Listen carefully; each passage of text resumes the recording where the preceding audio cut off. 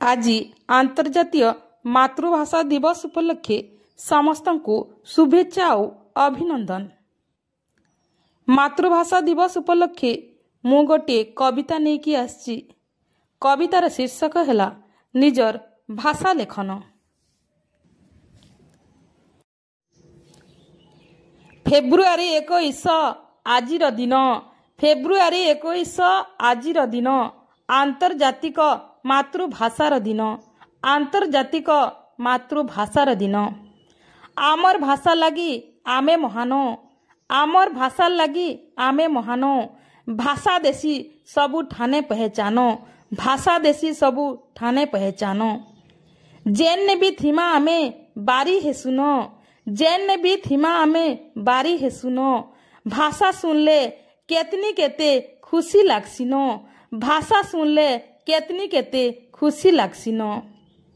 आमर भाषा आमर सते जीवन, आमर भाषा आमर सते जीवन। आमको करसी सबू ठाने गरियानो, आमको करसी सबू ठाने गरियानो। माँ माटी भाषार अच्छे आकर्षण, माँ माटीर भाषार अच्छे आकर्षण। जेने भी थिले आमर घिची आनसी मन, जेने भी थिले आमर घिची आनसी मन। आमर भाषा लगी पदे कथा कहेमिन, आमर भाषा लगी पदे कथा कहेमिन। आस सबे मिसी इतार टेक रखमान, आस सबे मिसी इतार टेक रखमान। सदा बेले आमर भाषा कहेमान, सदा बेले आमर भाषा कहेमान। भाषा परे आमको करसी महान, भाषा परे आमको करसी महान। आरे निजर भाषा जदि कहेमा सबुन, आरे निजर भाषा जदि कहेमा सबुन। ताके कहेसन लोके इतार बने अच्छे ज्ञान, ताके कहेसन लोके इतार बने अच्छे ज्ञान।